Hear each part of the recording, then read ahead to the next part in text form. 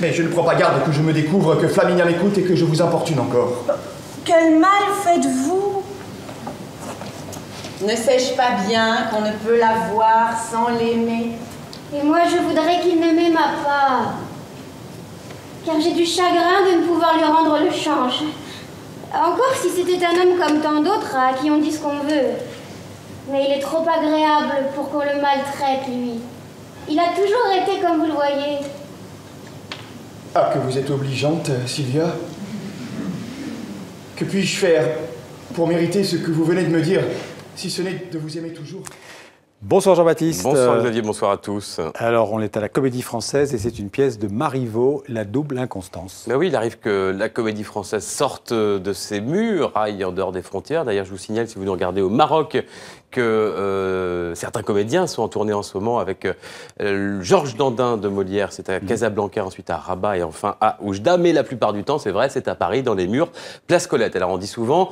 Il n'y a pas de place. Bah, c'est vrai pour les nouvelles productions un peu prises d'assaut, mais en revanche, il y a des reprises. J'ai sélectionné pour vous 2 reprises dont on a parlé ici même la saison dernière, et donc notamment cette double inconstance. Donc si vous êtes de passage à Paris, allez-y, n'hésitez pas. C'est une mise en scène signée Anne Kessler avec une sorte de théâtre dans le théâtre. On voit une pièce se répéter sur la scène, et donc on plonge dans cette ambiance. La double inconstance, en 10 secondes, c'est quoi? C'est l'histoire d'un prince qui est épris d'une jeune femme qui en aime un autre, et ce prince va donc tout faire pour séparer les deux amants. Les mouvements du cœur, c'est la grande spécialité au XVIIIe siècle de Marivaux, avec cette langue dont vous parliez tout à l'heure, Xavier.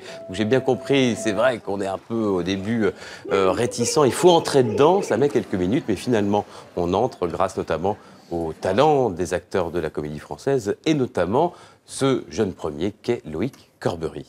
C'est sûr que nous, acteurs, d'autant plus acteurs à la Comédie Française, c'est-à-dire chargés de prendre, voilà, de donner à entendre le répertoire classique français, de temps en temps, on a l'impression d'aborder des langues étrangères. La langue de Molière, la langue de Marivaux, celle de Musset, à des époques différentes, c'est du français, mais c'est un français qui aujourd'hui peut paraître un peu compliqué à entendre.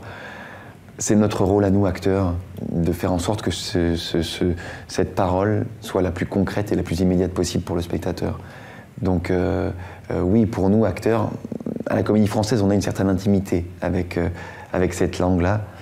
Donc elle nous est plus si étrangère que ça, on s'y retrouve très bien. Et notre but, c'est de faire en sorte que le spectateur qui vient pour la première fois à la Comédie Française, cette langue lui soit aussi familière que nous. Quant à moi, belle Sylvia, quand mon amour vous fatiguera, quand je vous déplairai moi-même, vous n'avez qu'à m'ordonner de me taire et de me retirer. Je me tairai. J'irai où vous voudrez. Je souffrirai, sans me plaindre, résolu de vous obéir en tout. Alors on va rester à la Comédie Française avec une autre pièce, cette fois espagnole, signée Gabriel García Lorca. Elle était entrée au répertoire à la Comédie Française la saison dernière. Et donc, cette pièce s'appelle La Maison de Bernard d'Alba. On y retrouve d'ailleurs cette comédienne Nadine Dermy qu'on a vue chez Marivaux, parce que vous savez, les comédiennes de Comédie Française, il faut être souple, hein, ils peuvent être à 18h sur une pièce et à 20h sur une autre. C'est l'un des derniers textes de García Lorca. Il sera assassiné 2 mois plus tard par les franquistes. La Maison de Bernard d'Alba, c'est un huis clos entièrement féminin. Vous voyez quelques images, l'histoire d'une famille qui, après la mort du père, va être complètement recluse. D'ailleurs, la mère enferme carrément ses filles chez elle. Il est question de la place des femmes dans la société, des désirs contrariés, du regard des autres, et en filigrane le fanatisme qui existe toujours aujourd'hui.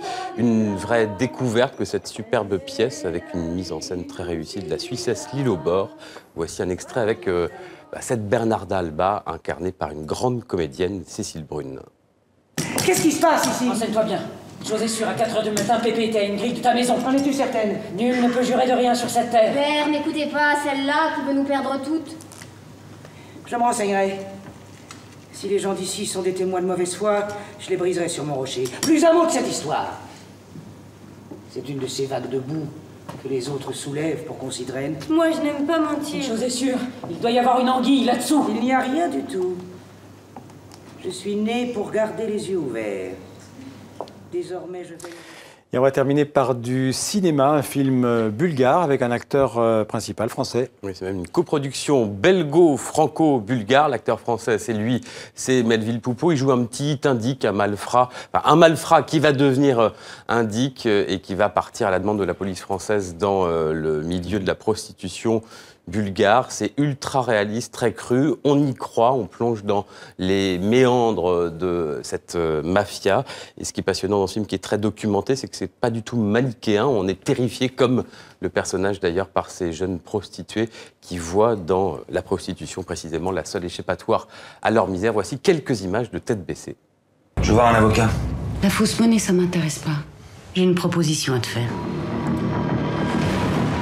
C'est quoi cette meuf? C'est juste une gamine. Elle est arrivée il y a moins d'1 an. Attends, tu vas venir avec moi. Lâche-moi. Trouve-moi qui l'a vendue là-bas. Elle t'aidera à t'orienter.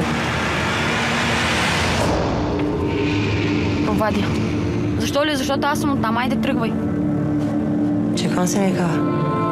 Какви търси циганки българки? Само момичета ли искаш? Каква е разлика в цена?